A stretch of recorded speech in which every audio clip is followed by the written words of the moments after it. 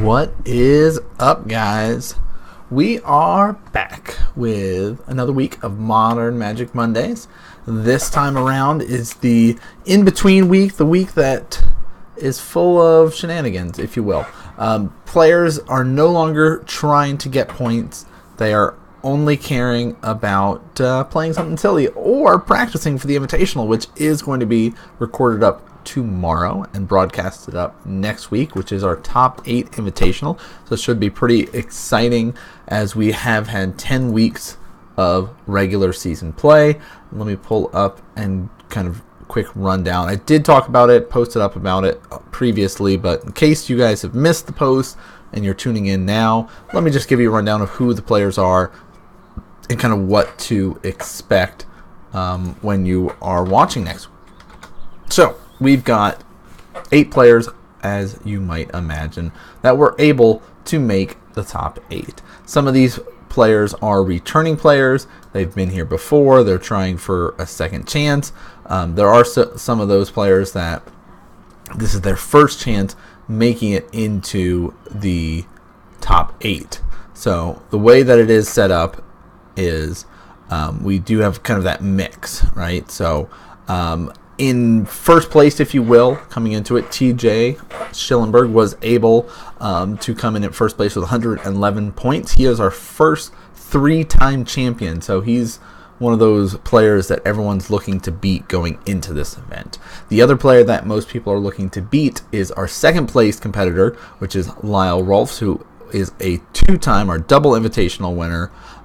And so he is coming in with 106 points at second place. Lucas is one of our new season competitors, was able to grab third place with 102 points. So a lot of eyes on him to see how well he can do after coming back from a long hiatus of not playing Magic for quite some time. Then we do have another new face coming in at fourth place, which is Leighton Proctor, who has played previously and come very, very close multiple seasons, but this is his first time being able to actually secure a top 8th spot with fourth place with 91 points. And then coming in right behind him for the 4th season in a row, Matt Harshman has made the top 8 with 89 points, coming in at 5th place there. Then we do have right behind him Jeremy Miller, who has missed the top 8 3 seasons in a row and is now making his return. So he, of course, was our first champion of Modern Magic Mondays and has kind of had mixed success. You know, had missed a couple of seasons barely, but now able to kind of lock himself in there with 87 points to get 6th place. And then Andrew Burns, who made his debut in season number 7, now locks in his 4th top 8 in a row with 85 points to lock him in at 7th. And the final competitor is Justin, and he, of course, was able to make his top 8 debut last season, and so he's done 2 seasons in a row of making the top 8. So it should be very exciting with these players, and some of those players we are going to be seeing on camera tonight, so we will be talking about those throughout the evening as we kind of highlight which players they are, since they are now officially in the top 8. So let's hop over to round number 1.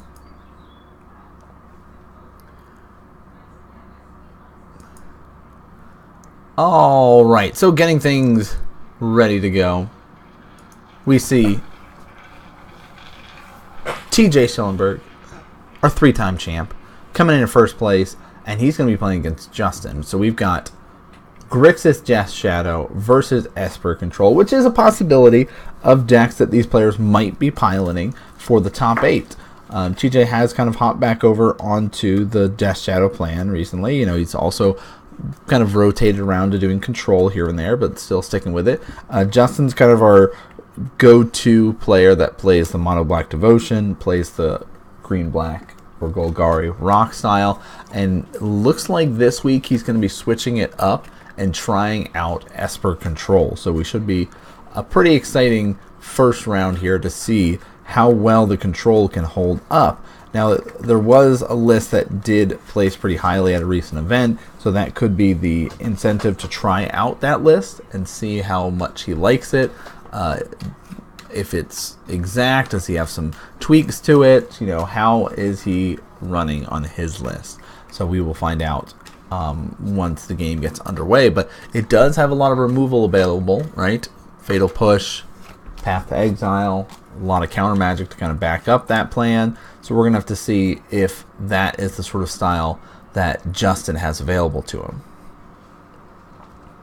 Now, on the other side, Grixis Death Shadow, right? It is decent in its ability to kind of disrupt your plan while developing a strong presence on the board.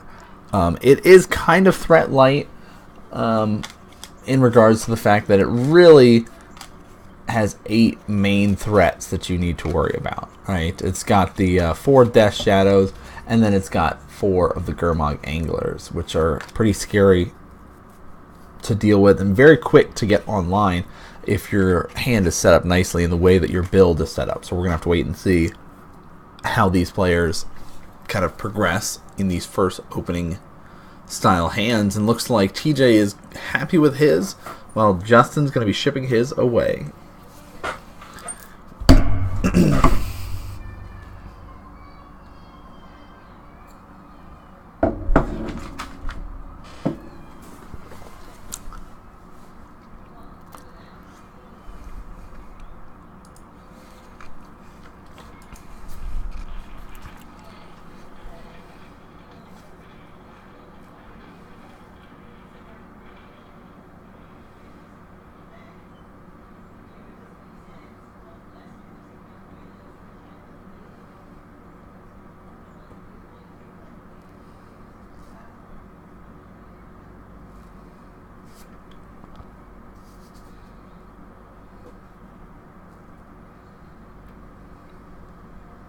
See if Justin is happier with this set or not.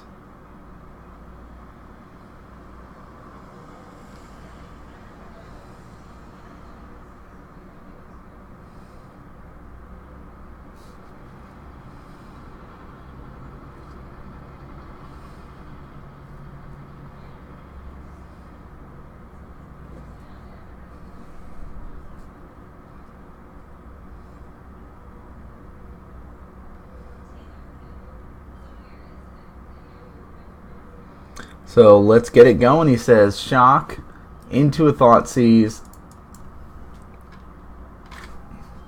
and strip away one of your counter spells there.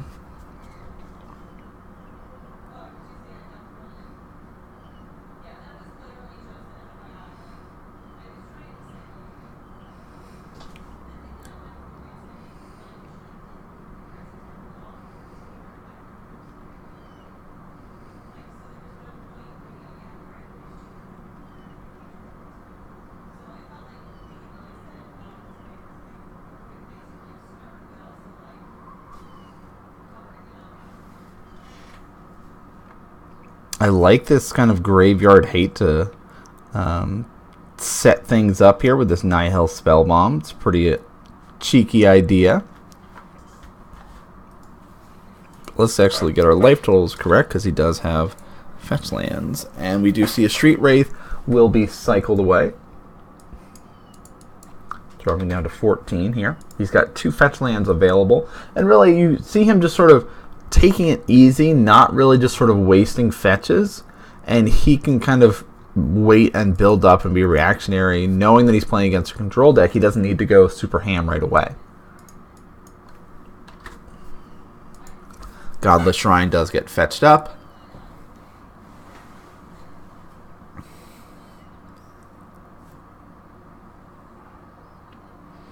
The Nihil is also really nice as a way to kind of mess if your opponent's going to try and build up a large graveyard count for delving for a Gurmag Angler. Now, if you catch in the right spot before things get out of hand, where they're like, oh, here's like 8 cards in there. But look at this, double fetch, bam, bam. We'll see how low he goes. So he'll lose 3, go to 11. Will he lose 3 more? Yes, he will. Down to 8.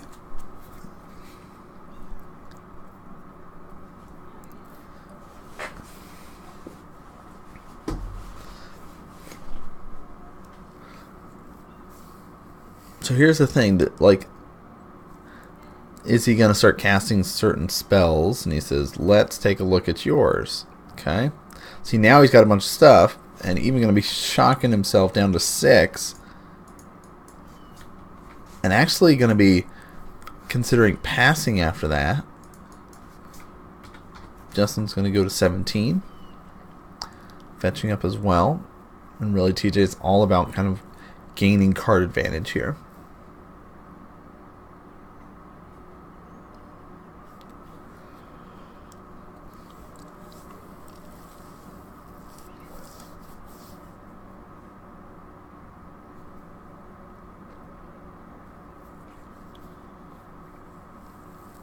And he says, let's get rid of your graveyard. I'll draw a card. Then I'll pass her and you get to draw a card. So now, if TJ was going for that Gurmag plan, it's now kind of reset. He really has to kind of rely on having that Death Shadow available.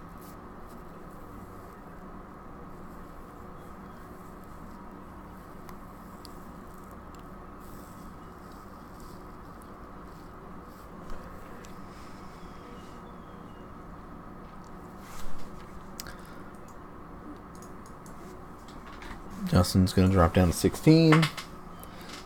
And we see just sort of a nice normal setup coming out from both players of just kind of developing their mana base at this point in time and not really debating about fighting over stuff, because TJ knows that when the fight comes, Justin's going to have a lot of resources available, so he's got to build up close to equal amount of resources to get things going, or find some disruption to force some information to become available, or force some counter spells to be used.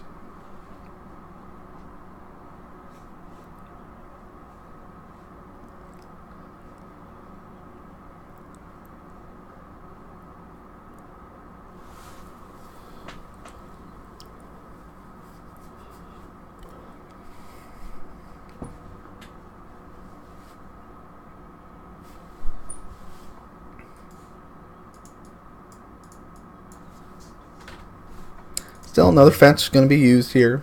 Nothing too crazy coming out from either player. Justin hasn't kind of shown off any draw spells as well yet, so it's been a lot of just sort of land, pass, go kind of between both players.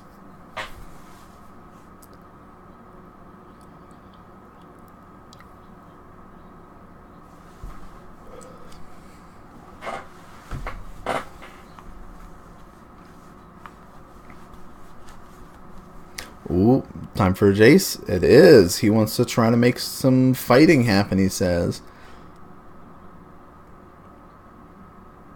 And we'll see. Is he going to go for the Fate Seal? Is he going to try to brainstorm here? How is he feeling? Let's take a look at your top card. Do I care about that? And there's a bolt coming down. And let's fetch whatever that top card is. You don't get a no. Oh, man.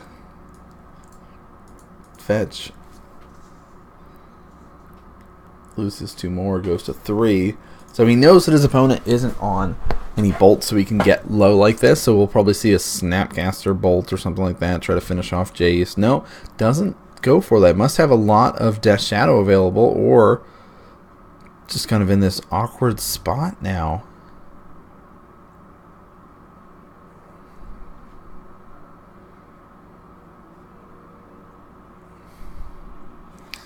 Let's see. Jace Vryn's Prodigy at the top of our Death Shadow players library. And he says, you can put that at the bottom. And he passes. And then TJ passes. What a just like pass-go stage from these players. Let's do it again, he says. Inquisition. Do I care about that? No. Looks like he has only a certain amount of counter spells and doesn't want to waste them on an Inquisition. There's a Nihil Spell Bomb. There's the Snap. May I have this Snapcaster? I'd like to try to bolt this. And Justin not caring about fighting over that, actually.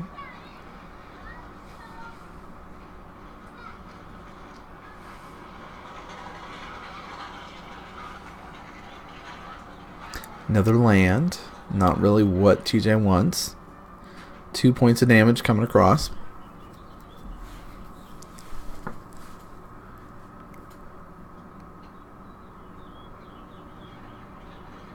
Ooh, cast down. Let's kill that, he says.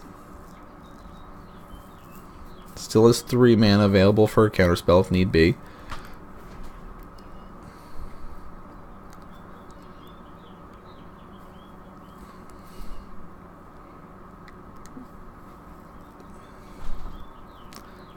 Fate sealing him. Oh, sees a Death Shadow.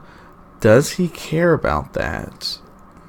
And I think knowing that your opponent has a limited number of threats, just putting it on the bottom altogether makes the most sense. Even though there's a fetch land available that we could see TJ start doing that, it makes a lot of sense. And there's Kaya coming out. TJ just enters scoop phase at that point in time, knowing that, hey, if I do get a Death Shadow, there's no way that that's going to stick around because you can exile my 1-cost creature. And then I've got already a bunch of stuff in my exile, so it's not going to work out too well. So Justin's going to be taking game number 1 here in this best of 3, and we do see TJ kind of going through his board, finding a lot of control to kind of bring in. You see him really even rework it, adding in some Planeswalkers. He had Jace as well in his sideboard there, so going to be going for a completely different game plan, game number 2. Well, Justin kind of can go the same route as get additional hate, additional counter spells. We'll see if what he's running in his particular list. But there are a lot of things that are available to him since he is running 3 colors like that. Let me see if I can find.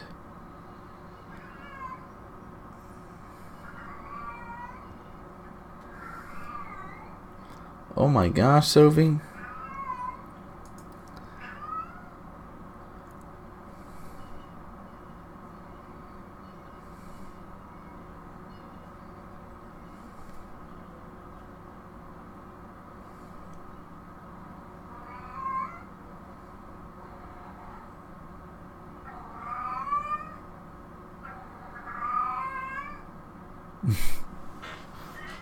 Sophie, what are you doing?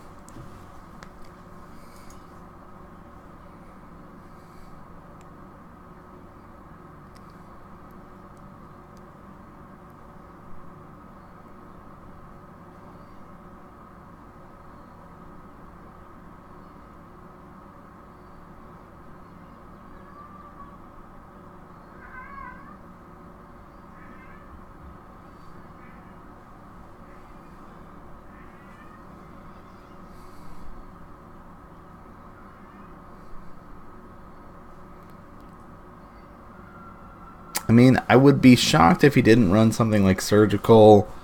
Some lists have even started running that Unmoored Ego, which is a sweet card.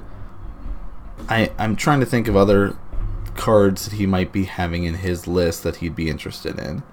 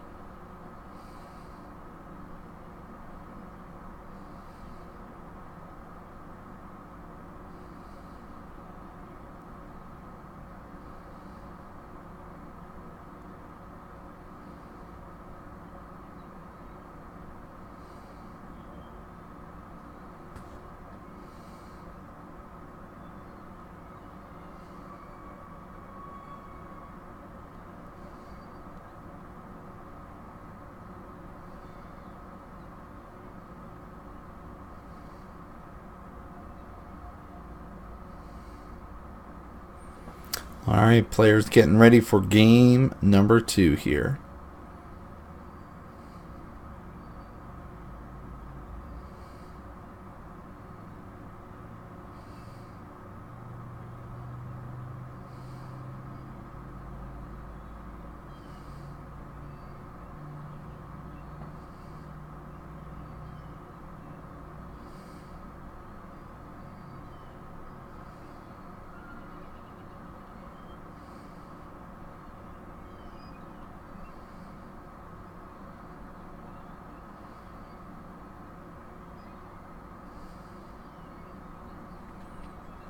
Let's get things going again, he says.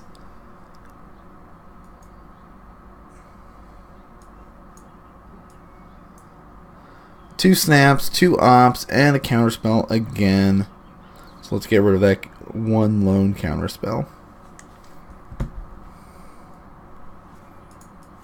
17 is how TJ is going to be starting.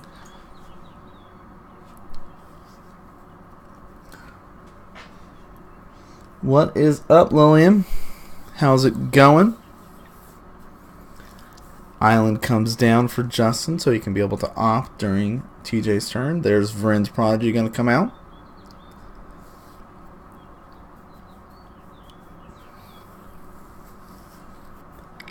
I like the addition of Jace in the Death Shadow list. I mean, it's a way that can pull removal towards that instead of your other creatures. It also just gains you card advantage and helps fuel the chance to be able to get a Gurmag online, and just the extraness when it turns into a Planeswalker.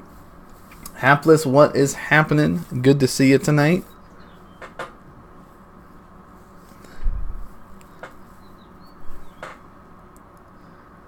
Thought Scour myself, he says. Put these 2, and that was 2 threats. It looked like a Death Shadow and a Gurmag that were thrown in there.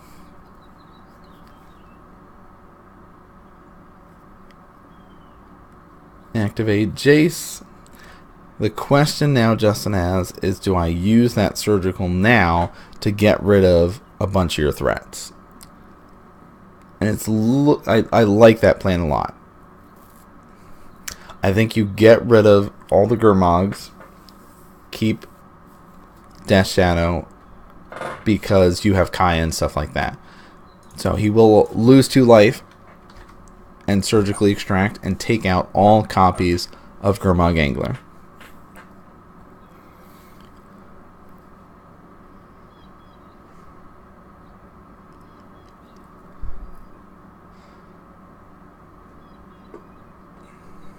What? And he's going to take out all copies of Death Shadow while he's at it, he says.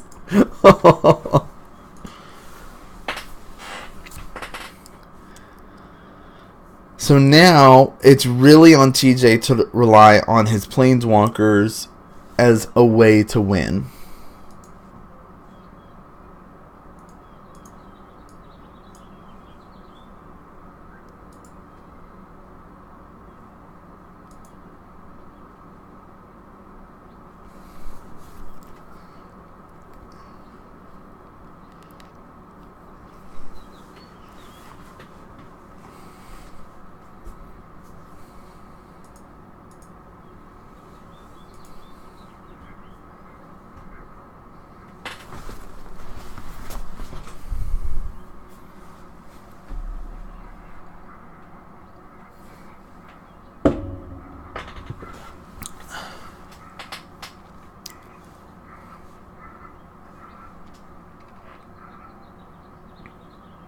Looks like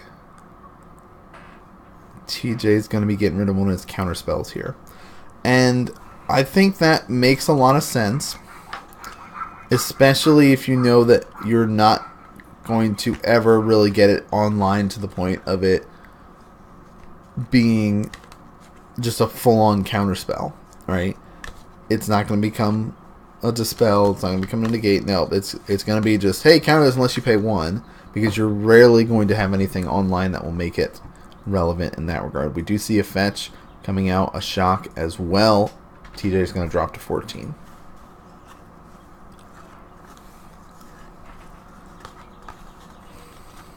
And now it's going to be relying on how much can I strip away from Justin. And he says, I'm going to opt. Do I want that cast down? Yeah, he says, I will. And that will be stripped away. Looks like... Oh, takes away one of the Snapcasters, knowing that there was 3 of them there. And he says, I'd like to do my sleight of hand. Take a look at my top 2. Put one on the bottom. The other goes to my hand. And he'll pass after that.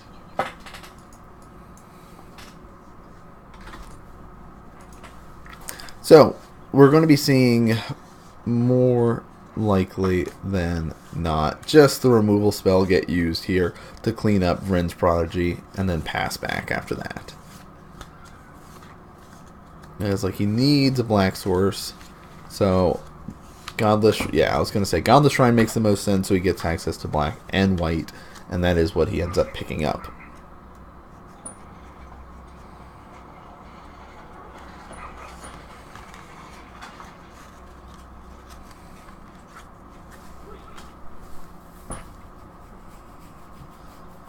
There's another island. Cast down. Get that guy out of here.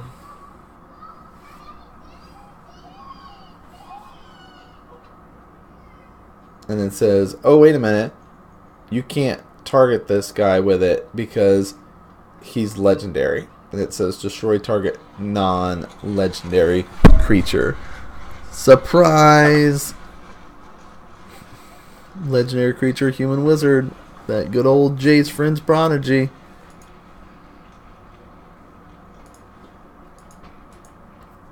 That's a little painful. Cycle of Street Wraith. Down to 12. Activate this Jace, and he'll flip.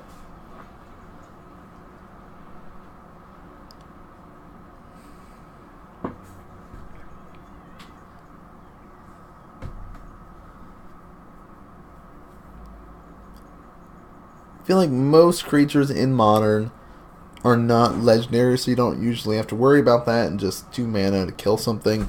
It's not too bad, but that definitely hurts when, you know, you try to target it and go, oh, the one time that this is messing with me.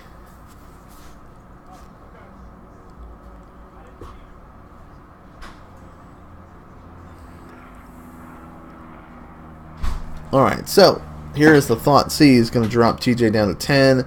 We're going to strip away that lone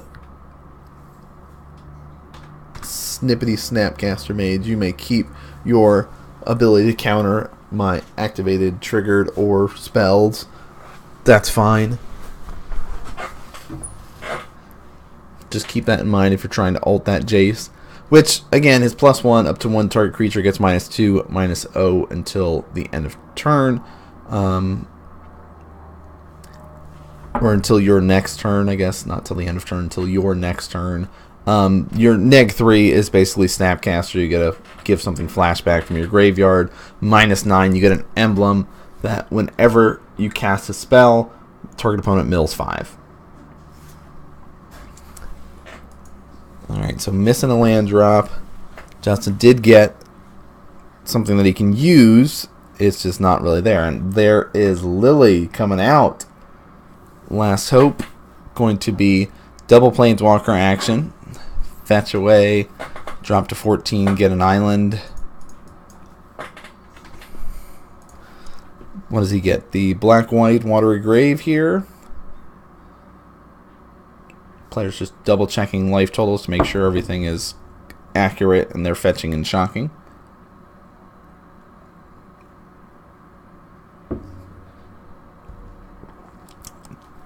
I don't know if he has other things, you know, that's what I was going to say. It looks like he doesn't want to shock. Just going to opt for that lone plains instead. He already has access to 2 islands anyway, so maybe having double white is more important and wants to save his life. So we do see him be able to get a Jace out. Let's take a look with this whole brainstorm action here.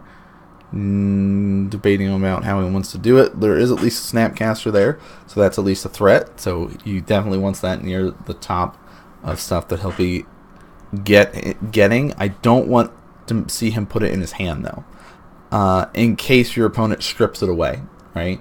You know they have access to Thoughtseize, things like that. So keeping it maybe as the next card you're going to draw is very relevant. Upticks, no targets.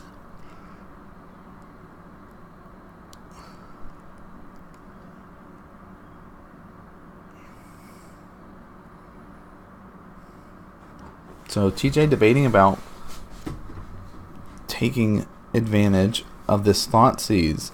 And yep, there we go. That's what I'm talking about.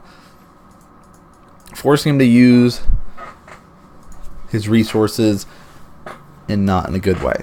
Basically saying, hey, I've got nothing in hand, so that means that his next card will be that Snapcaster Mage that he'll have access to.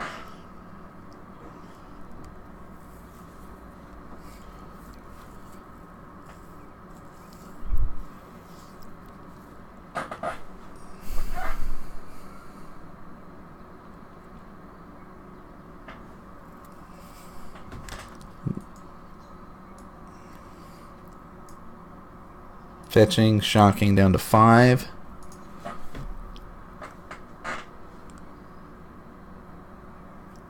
And we'll sleight of hand. Takes that, puts that on the bottom. Now he has a threat. But Justin will have a threat next turn.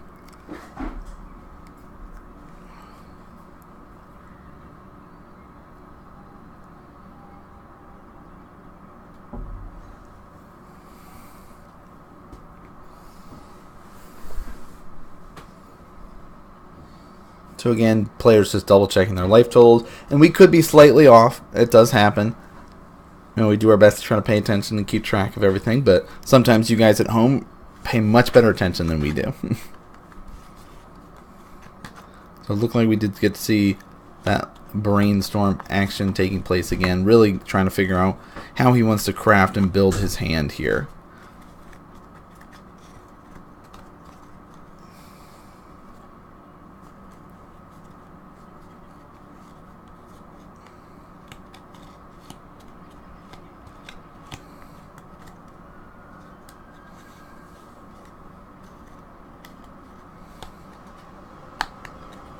There's the land, which Arthur knew was there. He needs that to help him with the Snapcaster. And we also have the cast down available too. So he can't really deploy this yet.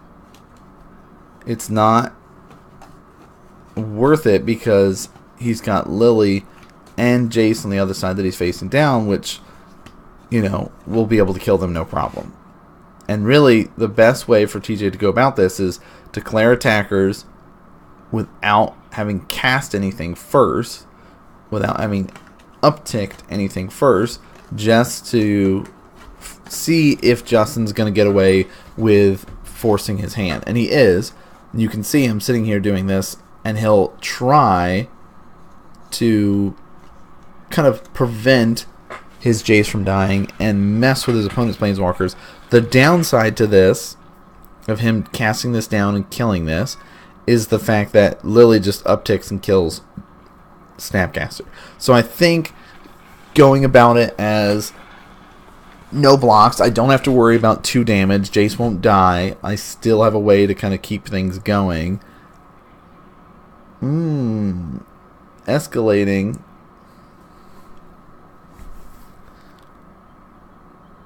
Opt, he says. That's a nice absorb, but don't want it to go away, so maybe I can draw something else, he says. Hey, look, I got a land. I'm going to assume he gained there, now that he doesn't really have to worry about life totals as much for himself.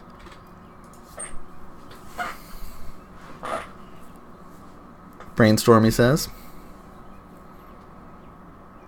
Look at this nice anti-creature stuff that he's drawing, Path to Exile, things like that, that don't really help in this situation against Planeswalkers.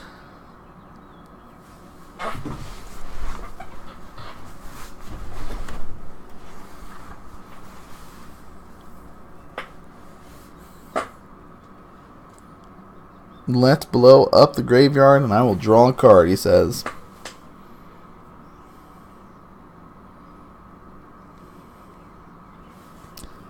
So he's got access to 3 islands, which could give indication that, hey, I've got a Snapcaster. Uptick, no targets. Getting closer to being able to ult. So he's got to find a way to deal with that. Brainstorm. None of those are ways to deal with it. Getting rid of some of his removal makes a lot of sense. He does have a way to destroy one of TJ's lands and shuffle those away as well, because just drawing the same ones aren't going to really help.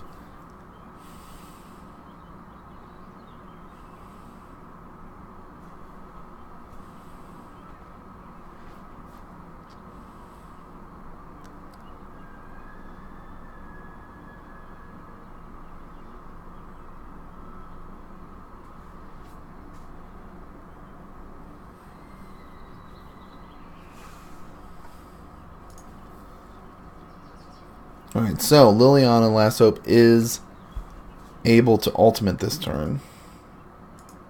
And there's not really much reason to keep her around otherwise.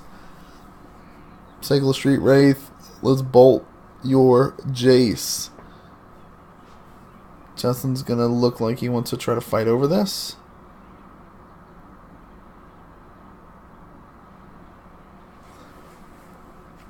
Look like a negate. Ultimate Liliana. Neg 7. Here's my emblem to make some zombies. So, if you're not familiar with Liliana Last Hope's ultimate, she can -7 wit.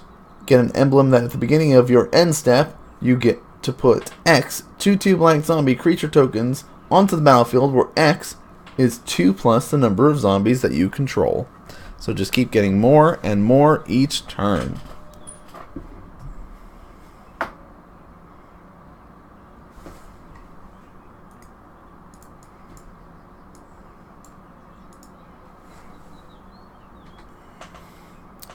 Going to 4. Is he going all the way down super low? Yes, he is. Because he gets access to Jace.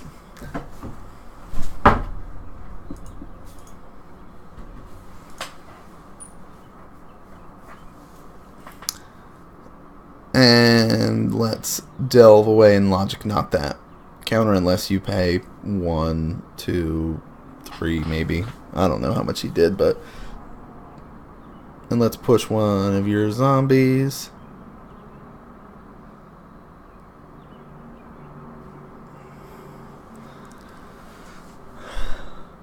He knows what's at the top of his library. He needs to blow up one of TJ's lands and brainstorm here. But it looks like he's going to Fate Seal. Street Wraith, put that on the bottom.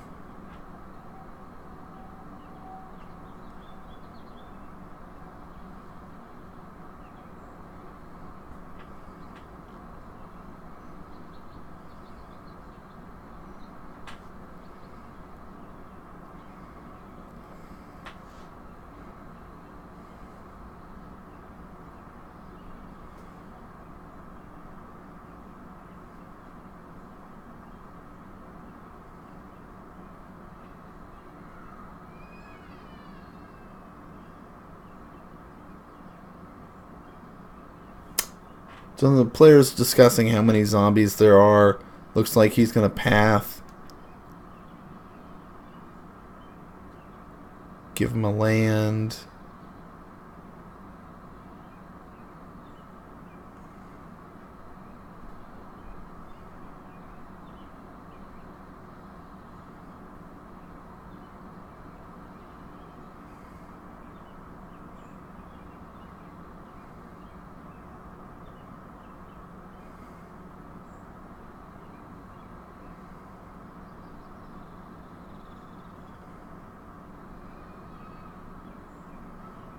Puts that on the bottom. Says Mishra's Bauble. You don't need any more card advantage.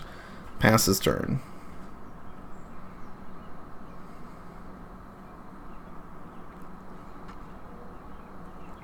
TJ's low, but he's not worried about anything here. Like, any threat that Justin can muster gets taken out. I don't know if he has access to colonnades and things like that, but path one of the zombies.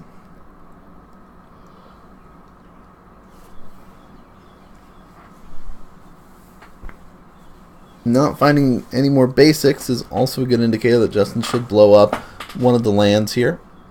Ooh, Cryptic is nice. Doesn't really do much to the zombies other than say stop. Right, delay a turn.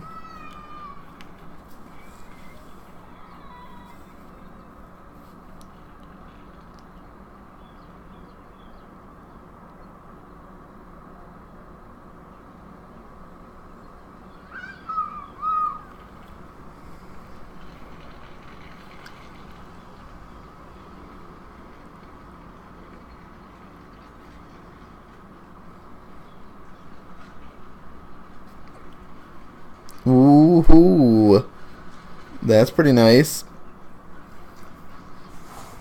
So we did get to see the attempt there of, hey, I'd like to try to tap your team and draw a card, and we got to see the Disdainful Stroke come out and put a stop to that. So Jace is dead. That's a lot of zombies.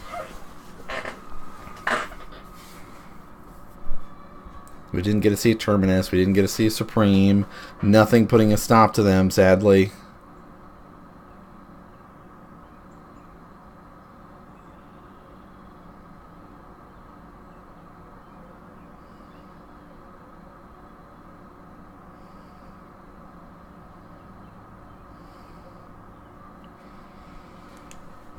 So, everything gets tied up 1-1 here. The Battle of the Planeswalkers comes out in favor of TJ. Justin did a good job stripping away all the main threats. Surgical taking out all the Gurmogs and all the Death Shadows, so TJ had to kind of play the longer, grindier game, but allowing himself to get out Jace, Vryn's Prodigy, and Liliana Last Hope and not really have them be fought over. Like, there wasn't counter spells there, like things were kind of low resource wise for Justin, so it allowed TJ to kind of stick those, and they were left uncontested until basically they got to ult. So things worked out really well for TJ there, and you know, he was hoping that he could have gotten a threat going quicker, but hey, making a bunch of zombies each turn is a pretty good threat. Because even if he was to Cryptic and tap the team, even if he was able to like Supreme there, he's going to still just kind of replenish his army, alright? He'll still start making 2 zombies at the end step every turn. And then more after that. But like, if you get rid of them, stop them, they're going to come back.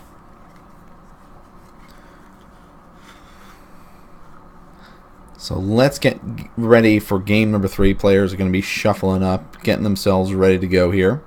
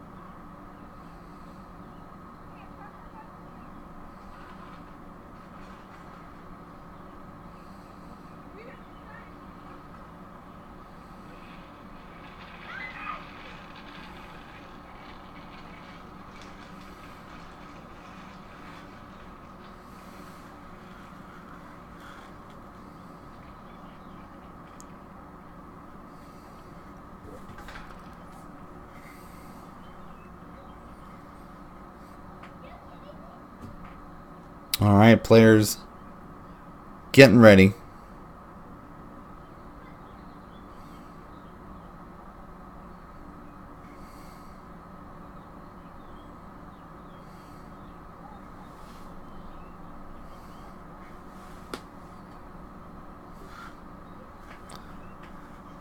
cutting decks, getting set up for game number 3 here.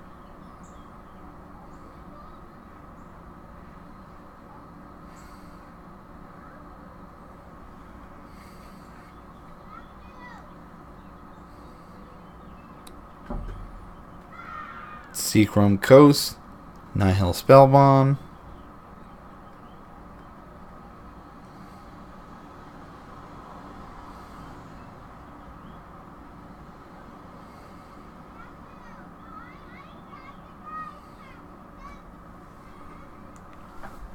And we'll see a fetch shock into Mishra's Bauble. Does he have anything else?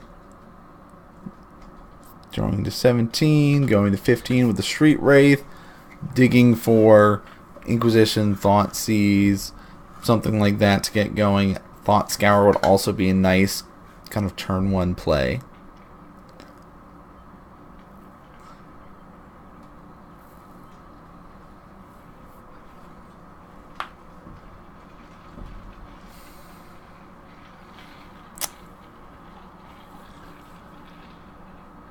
Thought sees you, he says.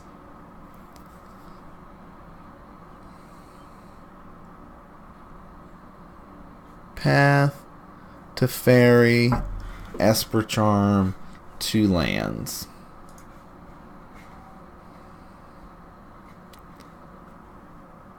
Let's get rid of your Teferi, he says.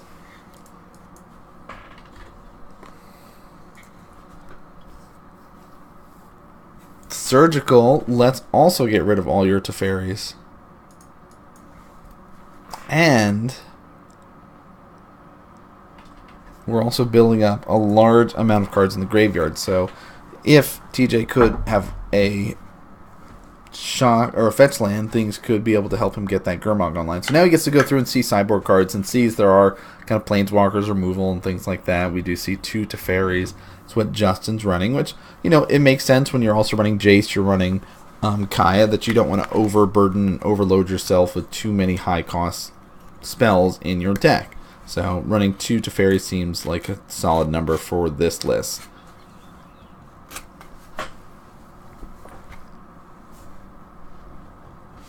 And there's the Nihil Spellbomb. Let's draw a card, get rid of all that graveyard stuff. So TJ is light on lands here. So he was really hoping to kind of make things work to the point where he could drop down a Gurmag next turn, but not really working. Cycle this Street Wraith, he says. I'd like to go to 9. Fat Shock. I'd like to go to 6. How low can you go?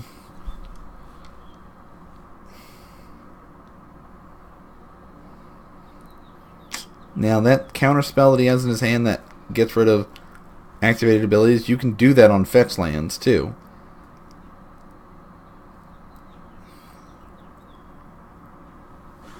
Path gonna get used. Let's counter that. So just an option to try to kill it instead of counter it.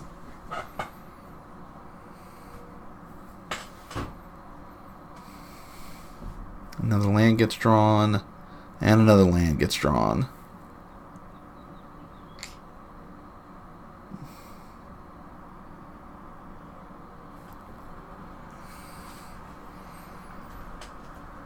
Yeah, not countering it seems risky now. Like, I like if you have the counter spell, use it, and then you can have the removal for backup if need be.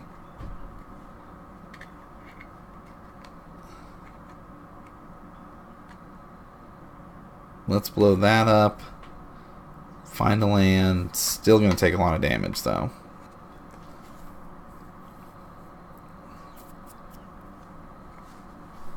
Dense Shadow is the 7/7 currently.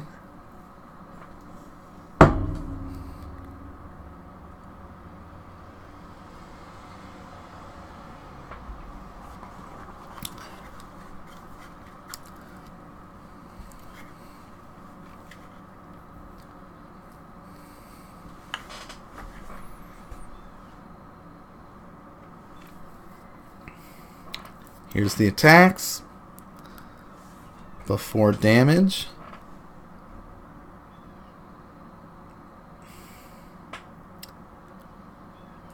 Fetch shock down to 3.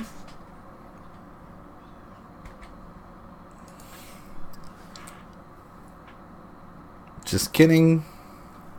Wanted to get access to the steam vents because I need double blue. Still going to 3 though. So Death Shadow is a 10-10 right now.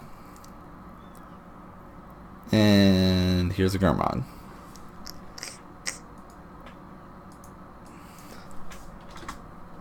So deal 10 to you. Try to play my zombie fish. Resolves. Alright, pass turn. Where's the Supreme?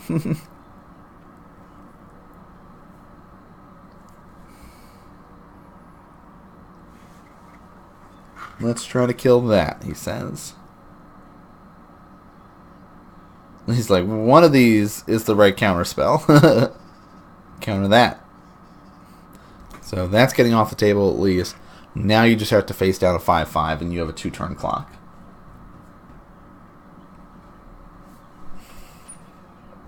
Or a 0-turn clock if he's got Teamer Battle Rage. But he doesn't. There's 5 points of damage. Here's a sleight of hand on main phase 2 to kind of help get him ready for the next turn. Oh, there's a snap and something else. I didn't see what the other thing was. Took the snap, though. Yeah, Justin needing that verdict.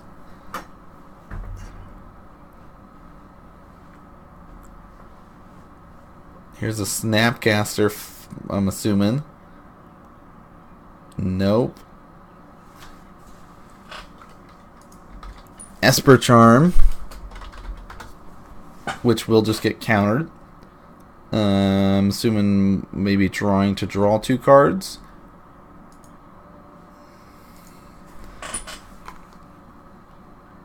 And hey, let's kill you anyway, right? So TJ is going to get game number 1 there. Really, really cool kind of ability to stay, you know, consistent throughout that match, even though it wasn't just the same sort of stuff. The Grixis Death Shadow definitely put up a good fight of being able to, hey, I don't need threats to win. I can win off Planeswalkers, and kind of going about things that way. The Esper list, it did seem like, hey, I just need some sweepers here to help clean things up, and it just seemed like it was just like a step behind a lot on game 2 and game 3. Like game 1 seemed to look like really well, and Justin seemed like he was in a lot of control of things, you know, no pun intended. But game 2 and 3 was a lot of playing from behind. So we're gonna have to see how the next couple rounds there. But those are 2 of our players that will be featured in our top 8 invitational next week. So keep your eyes peeled to see what decks they are going to be playing, because their deck list will become available on what decks they pilot for the actual invitational. So let's hop over to round number 2.